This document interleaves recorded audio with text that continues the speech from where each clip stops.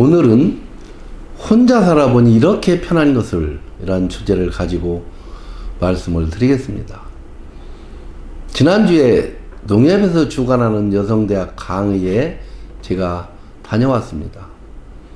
주제는 노후에는 혼자 사는 능력을 길러야 한다라는 주제로 했는데, 쉬는 시간에 제가 커피 한 잔을 하고 있는데 여성들 한 두서너 명이 저한테 이렇게 다가오더니, 그 수강생 중 한 여성이 강사님 강의가 너무 공감이 간다고 하면서 자기는 결혼하고 애들 둘을 키웠다고 그래요. 그런데 남편이 젊을 때부터 속을 썩여서 결국 3년 전에 이혼하고 지금은 혼자 살고 있는데 너무 홀가분하여 좋다고 하였습니다.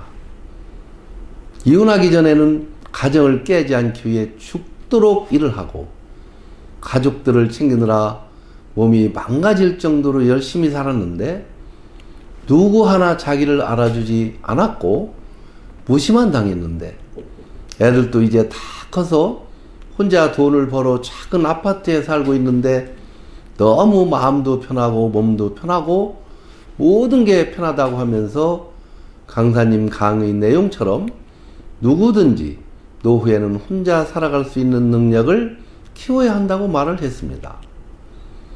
이 여성의 얘기를 같이 듣고 있던 한 여성은 꼭 맞는 얘기라고 하면서 자기 친구는 남편과 사별하고 재혼을 했다고 합니다.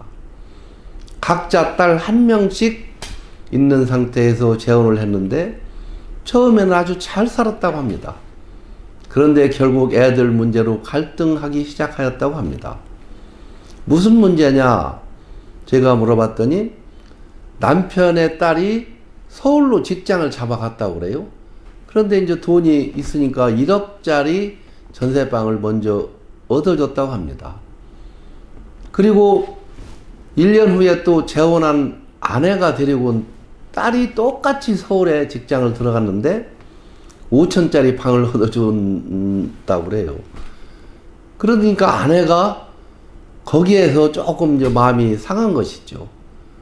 그것으로 인해서 부부가 싸우게 되면서 요즘은 심하게 갈등하고 있어 오래 못 살 것 같다고 하면서 혼자 사는 게 마음 편하고 정의로우면 친구 같은 애인을 사귀어서 서로 밥도 먹고 여행도 하는 것이 더 좋은 방법이 아닌가라고 그 여성은 말을 했습니다.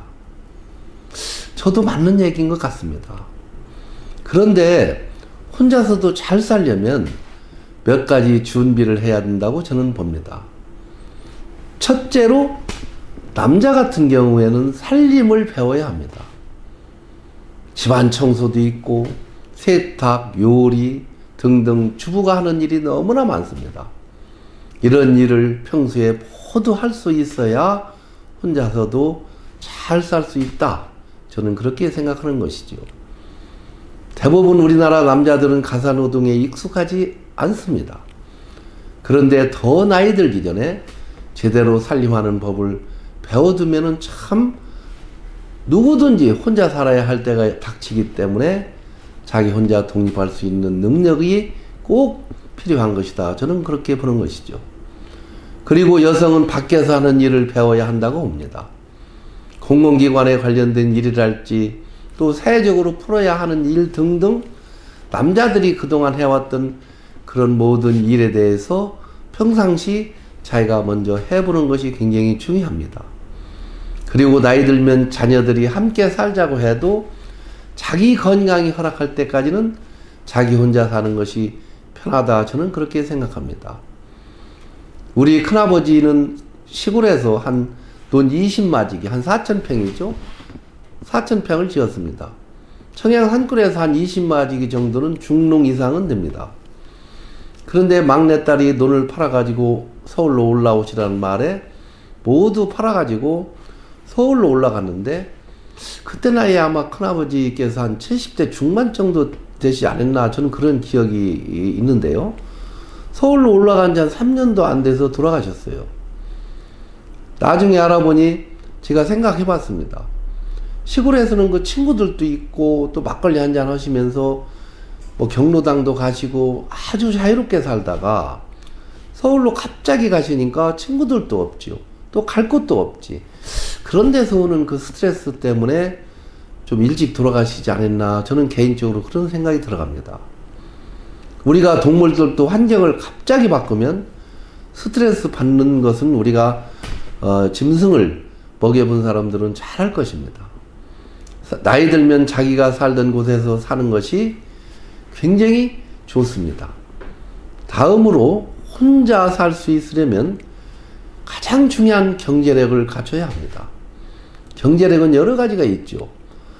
저축에 의한 현금과 주식과 부동산, 자산 등이 있고, 이 모든 것이 부족하다면 우리의 노동력으로 일을 하는 능력과 아니면 지금까지 자기가 살아오면서 터득한 지혜를 가지고 특수 지식으로 만들어 가지고 그 지식으로 무엇인가 부가가치를 올릴 수 있는 능력으로 경제를 키워야 한다, 저는 그렇게 생각하는 것이죠.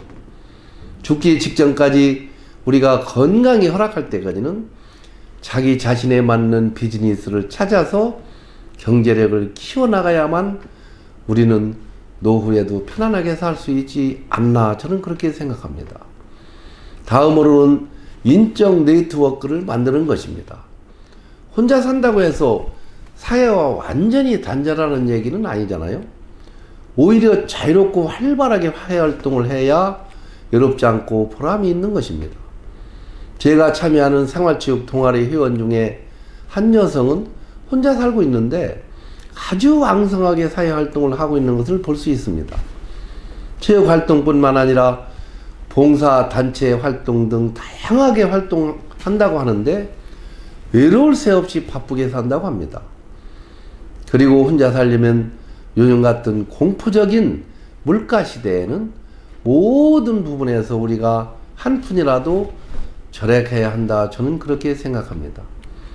저도 엊그제 서울 아파트에 사는 친구 집에 방문했는데 베란다에 텃밭처럼 각종 채소를 기르고 있었습니다. 웬만한 채소는 마트에 가지 않고 베란다 텃밭에서 해결한다고 합니다.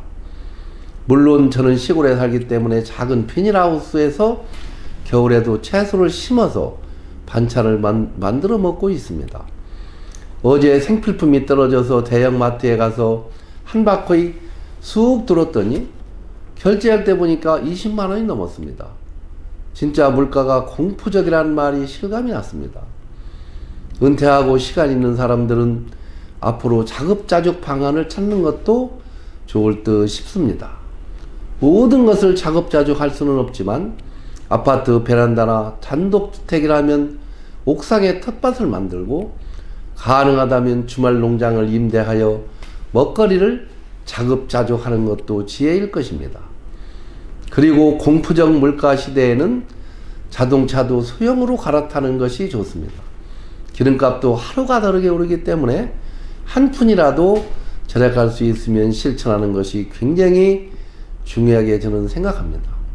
그리고 한 달 지출 내역을 세심하게 한번 정리해보면 그 중에 불필요한 지출이 참 많은 것을 알 수 있습니다. 과감하게 정리할 필요가 있습니다. 보험 전문가 후배에게 얘기 들으니까 나이 들면 보험도 정비할 필요가 있다고 합니다. 최소 비용으로 최대 보장을 받을 수 있게 정리하면 보험금에서도 절약이 된다고 합니다. 아무튼 우리는 누구나 혼자가 되는 경우가 있습니다. 혼자서도 잘 살 수 있는 능력을 키워서 행복한 노후를 만들어 봅시다. 오늘도 제가 쓴 시 한 편을 낭송해드리고 영상을 마칠까 합니다. 행복한 삶, 황선만. 남들이 알아줄 만한 성공이 아니더라도 좋다. 내가 좋아하는 일을 하면서 기쁨을 찾는 것. 순간순간을 진한 감동으로 충만한 삶을 사는 것.